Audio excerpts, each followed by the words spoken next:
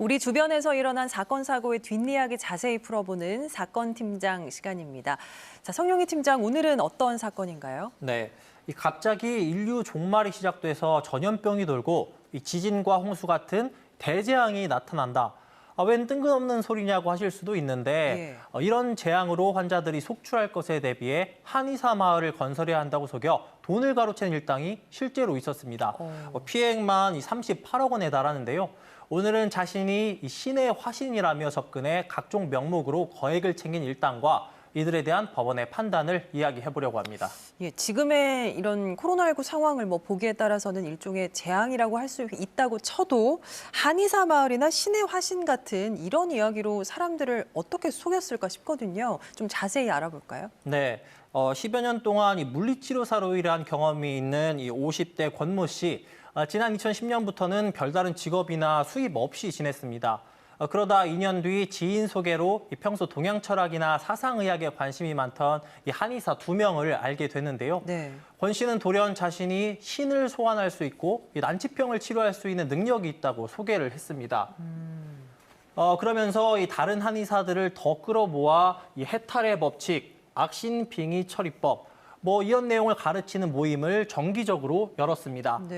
이때부터 여기에 현혹된 한의사 2명이 권 씨 범행에 적극적으로 가담했는데요. 이들은 이른바 한의사 마을 건설 프로젝트를 본격적으로 추진하기 시작했습니다. 예, 그러니까 앞서 성 팀장이 얘기했던 것처럼 재앙에 대비해서 한의사 마을을 건설해야 된다, 이렇게 얘기를 한 건가요? 네, 그렇습니다. 2014년 7월 권 씨 일당은 대전 서구의 한 호텔에서 한의사와 한의원 직원 등 추종자 10여 명을 모아두고 자신의 계획을 설명합니다. 곧 악의 세력이 창궐하면서 지구의 종말을 알리는 재앙이 시작되는데 이 악한 기운 때문에 괴질이 유행할 것이다. 또 이 때문에 전 세계에서 치료를 받으려는 환자 행렬이 이어질 텐데 이에 대비해 부지를 확보해 한의사 마을을 건설해야 한다는 이런 황당한 내용이었습니다. 이들은 이런 계획을 설명한 뒤에 주로 돈을 내고 참여해 실제로 한의사 마을이 건설되면 막대한 돈을 돌려받을 수 있다거나 영적인 조건이 안 되는 가족도 돈을 내면 한의사 마을에 입주할 수 있는 자격을 주겠다면서 돈을 받아 챙겼습니다. 예, 이렇게 가로챈 피해액이 38억 원이나 된다고 했으니까 개인마다 피해가 상당했겠어요. 네. 한 한의사는 10년 넘게 영업하던 한의원을 처분하고 보험까지 모두 해약해 한의사 마을 건립비와 입주비로 6억 원을 넘겼습니다. 또 권 씨 일당이 다양한 명목으로 돈을 가로챘다고 말씀을 드렸는데 한 추종차가 주식으로 큰 돈을 벌었다는 이야기를 듣자 신이 분노했다며 투자 수익금을 넘기지 않으면 불행이 닥칠 것처럼 말해서 1억 5천만 원을 받아 챙겼고요. 또 집과 한의원에 악신이 많아 나쁜 일이 계속 생긴다며 이 악신 정화비 명목으로 1억 3천여만 원을 가로채기도 했습니다. 이런 방식으로 추종자 10여 명으로부터 3년여 동안 무려 38억 원을 갈취했는데요. 결국 의심을 품은 추종자가 지난 2017년 권 씨 일당을 고소했고 특가법상 사기 혐의로 재판에 넘겨졌습니다. 글쎄요, 들으면 들을수록 참 황당한데요. 법정에서는 어떻게 얘기했을지 궁금하네요. 네, 일단 권 씨는 한의사 2명과 범행을 공모한 사실을 부인했습니다. 또 추종자들이 선한 일을 하기 위해 자발적으로 한의사 마을 건설에 참여했고 돈도 냈다고 주장을 했습니다.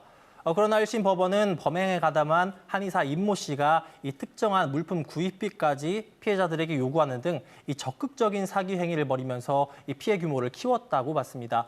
다만 또 다른 가담자 황모 씨에 대해서는 이들의 편승해서 돈을 갈취하기는 했지만 주도적인 역할은 아니었다고 봤습니다. 추종자들이 자발적으로 돈을 냈다는 주장에 대해서는 특별한 영적 능력이 있다고 기망해 피해자들에게서 돈을 편취했고 범행이 오랜 기간 지속적으로 이뤄졌다며 유죄로 판단을 했는데요.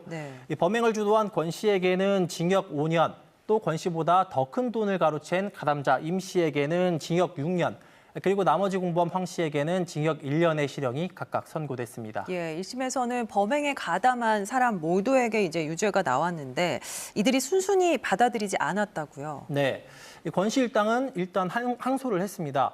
권 씨는 자신이 신의 화신 행세를 하거나 종말이 온다고 말한 적 없다고 주장을 했고요. 악신 정화 같은 행위들도 이 치료 행위였다며 1심에서 받은 형이 너무 무겁다고 주장을 했습니다. 그러나 항소심 재판부는 권 씨 등이 이 피해자들 앞에서 이 종말 선언문을 낭독하기도 하는 등 사기 범죄가 명백하다고 봤습니다. 또 악신 정화 같은 행위도 이 무속행위나 종교행위에 가깝다면서 이 주장을 받아들이지 않았습니다. 다만 이 피해자들이 맹목적으로 이 권 씨 일당을 추종한 점, 또 형사상 책임을 묻지 않기로 약정한 점, 또 일부 피해금이 반환된 점, 이런 점을 참작을 했는데요. 네.